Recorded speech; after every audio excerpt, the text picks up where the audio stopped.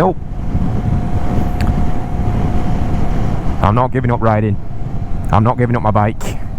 The title was a little bit of clickbait to get you onto the video because I want to talk to you about my bike and give you an update on my riding.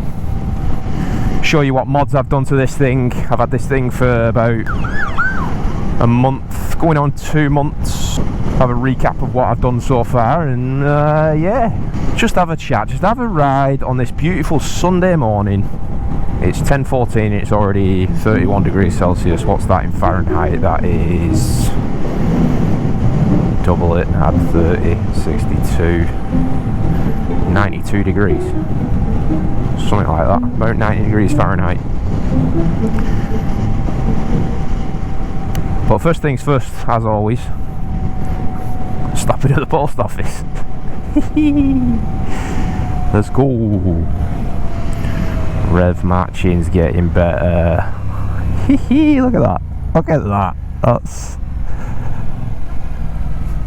getting so much better.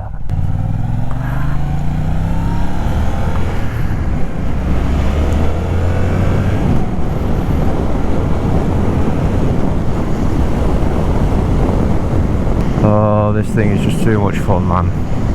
To the post office. Leaf blower. Drop a gear. Away!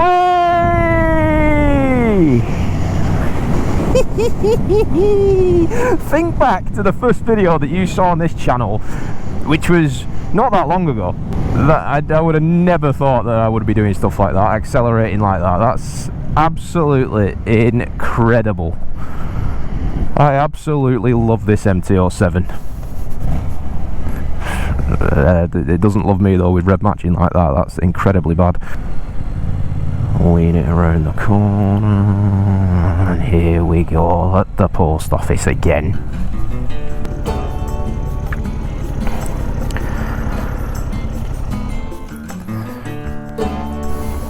Back in a minute.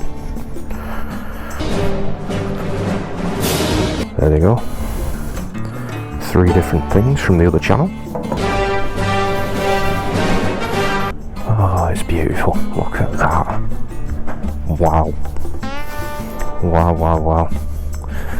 Can you see the modifications that I've done? One modification that you can see that I've not done is... Alright, let's go and find a empty car park so I can sit and talk to you.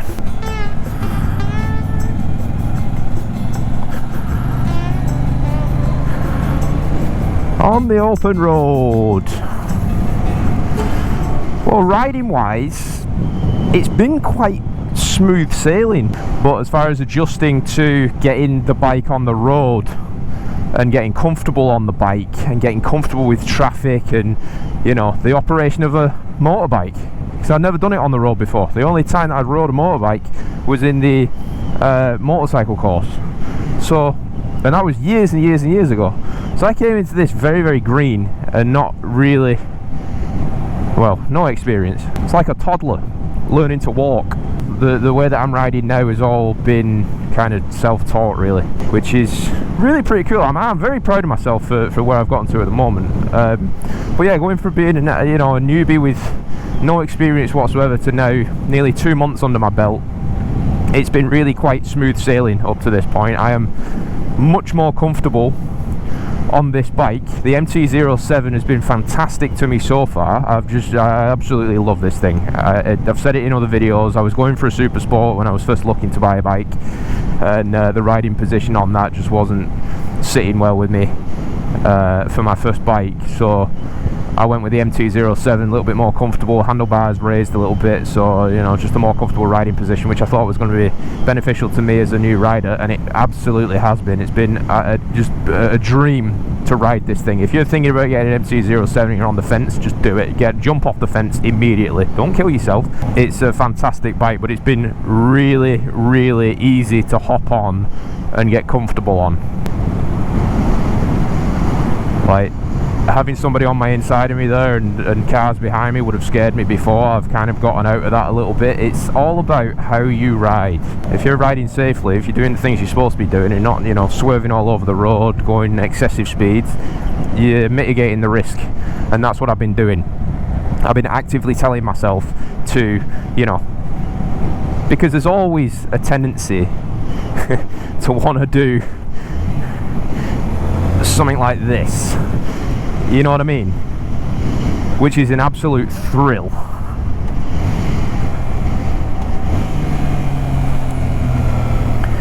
But you got to know your limits, and maybe don't do it when you're coming up to a red light.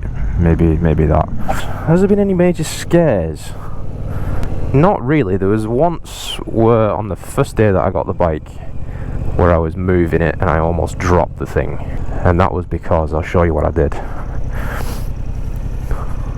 What I did was I had the bars like that, and I kind of let the pressure go on my left side, and it kind of dips obviously like that, so I was struggling to get it up, and I just about got the thing back up. First day I would have been absolutely devastated. Let me show you some mods. What do we start with? We'll go in chronological order from first to last. So the first thing that I did was I eliminated the whale tail fender. This one is from TST Industries. It's a adjustable one. See the hinge there? It's just an Allen key to adjust it. It's really sturdy, it's really good. I bought this license plate light with it, and it's been really good. I really like it. You can also get one that goes down here. I preferred this one, preferred the look of this one. The next thing that I did was to change the tail light, which again is from TST Industries. Now this is an integrated tail light, so it comes with the tail light, brake light obviously, and you've got your indicators there as well. Now this sequence the brake light, so you can have it strobing, solid. I've got it to strobe and then solid, so making myself a lot more visible to people behind me. That was TST Industries as well. Now to put this on, you had to take off this and kind of strip the bike down, take off the plastic. It was my first time stripping it down a little bit, and I was nervous for it because I'm not really mechanically inclined, but there was good instructions on the TST website which showed how to break it down, and it was actually really easy. It's just taking some bolts off, so I was being an absolute bitch. But the next thing that I did, you've seen a video on this, my bar end mirrors. The stock mirrors are here. I actually got some plugs from this from Amazon, but they were the wrong size, so I sent them back, and I've got other ones coming, so those are going to be plugged. That's where the stock mirrors used to be, but now CRG blind sight 2 inch. 2 inches is massive. I've had people tell me that. They absolutely do the job. They look fantastic. They make the bike look a lot meaner. From the front end it just looks better, and from a use standpoint as well, the stock mirrors up here had a view of my shoulders. Down here I don't have that. I've got a full view of the road. I thought they were going to be too small. They're not too small, they're perfect. And then the latest thing and the last modification that I've done so far are the front indicators. I don't know if you can see it during the day, but they've got halo running lights around here, and then obviously you've got your indicator as well, and then they turn off when you turn them off, as you would expect with an on-off switch. Well done, Lewis, good explanation. This is really quality content, but they just look better. The stock ones kind of came out to here. I'll show you the footage of it, of me kind of a little bit of installation of this, but they look so much better. It looks so much sleeker, makes the bike look meaner, more streamlined, and equally as visible, if not more visible, because those are bright indicator lights. So those are all the modifications that I've done on this beast so far. Let's go. One thing that I've still been struggling with is trusting myself in turns, keeping my head moving during the turn. There's a lot still, which is quite dangerous, of fixation on one point, and I catch myself doing it. I shouldn't be like that at all. Like, you got to look through the turn when you're cornering, and I'm not doing it as much as I need to be doing it, and that's about trusting myself and also trusting the bike. I was having a conversation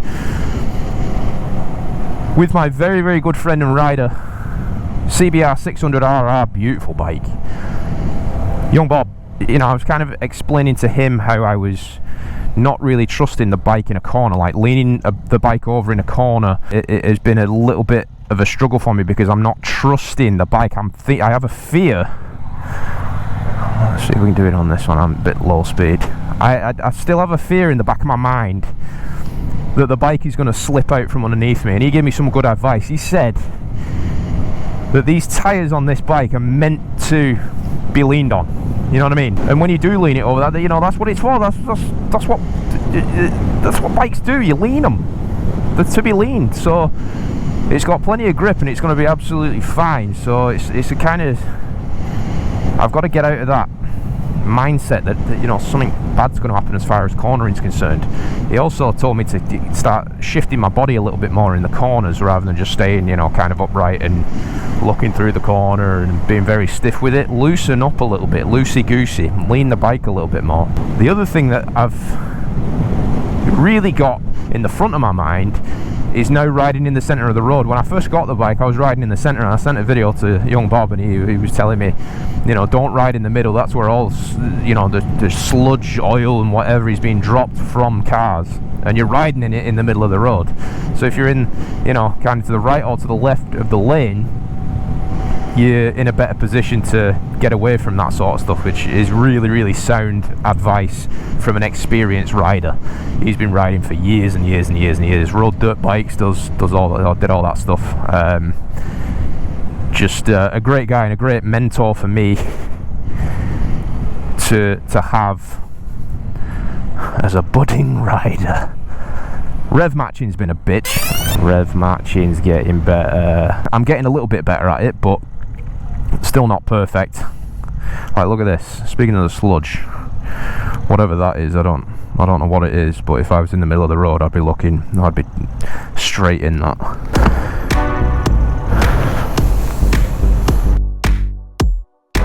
That's also nice when people are up to the traffic light and people are looking at your bike, admiring it.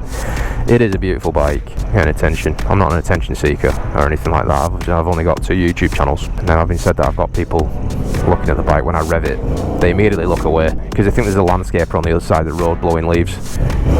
Leaf blower away. Another guy there having a little sneaky peek. So I ride in Orlando. This is one thing that I've definitely noticed, that riding on these roads is something that I don't enjoy. Traffic lights.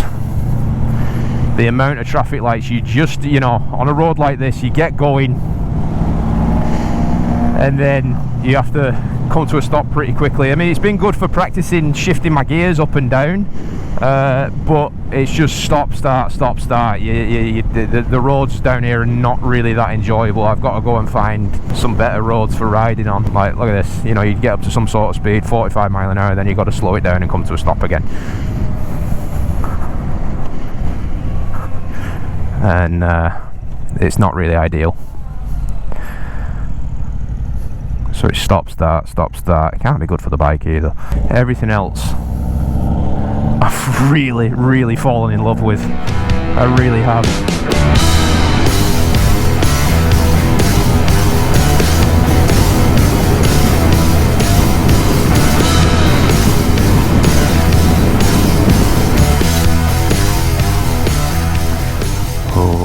Okay. Interesting. Let's just see what he does. Is he actually going to go right? No, of course he's not, because he's a knobhead. Lean it, lean it, lean it. Look through. See, look at that. Look how far I went out. That's not a good turn. That's not a good turn. I'm disappointed in myself though. That is not a good turn. And I think it's because I was focused on straight ahead rather than looking through it. Like, now I'm going to lean it. I'm looking through the turn, but these are easy turns, so nah, not happy with that. You can do so many good things as a new rider, and then there's always something to bring you back down to earth. And when you're back down to earth, you scrape along it, you get road rash, and you don't want that. So turn corners correctly. There's me having a go at somebody that's got an indicator on and doesn't turn, and then I'm the one that can't do the turn properly.